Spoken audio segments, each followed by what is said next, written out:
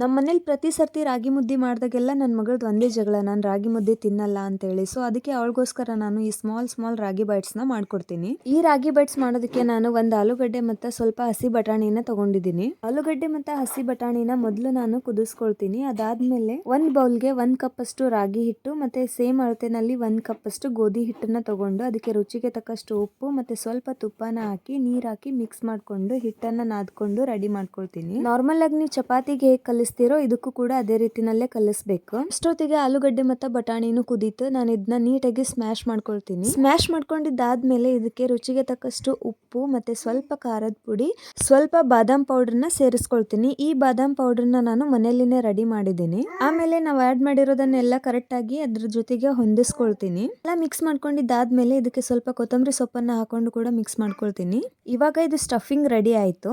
Next ನಾವು ನಾದಿಟ್ಕೊಂಡಿದ್ದು ಹಿಟ್ಟನ್ನ ತಗೊಂಡು ನಾನು ಸ್ಲ್ಯಾಬ್ ಮೇಲೇನೆ ಚಪಾತಿ ತರ ಲಟ್ಟಿಸ್ಕೊಳ್ತಾ ಇದ್ದೀನಿ. ಸೇಮ್ ಚಪಾತಿ ಹೇಗೆ ಲಟ್ಟಿಸ್ತೀವೋ ಇದನ್ನು ಅದೇ ರೀತಿ ರೌಂಡ್ ಆಗಿ ಚಪಾತಿ ತರ ಲಟ್ಟಿಸ್ಕೊಂಡು ನಾವು ರೆಡಿ ಮಾಡಿರುವಂತ ಸ್ಟಫಿಂಗ್ ನ ಸ್ಪ್ರೆಡ್ ಮಾಡ್ತೀನಿ. ಅದಾದ್ಮೇಲೆ ಇದನ್ನ ಒಂದ್ ಸೈಡ್ ಇಂದ ರೌಂಡ್ ಆಗಿ ರೋಲ್ ಮಾಡ್ಕೊಳ್ತಾ ಬರ್ತೀನಿ.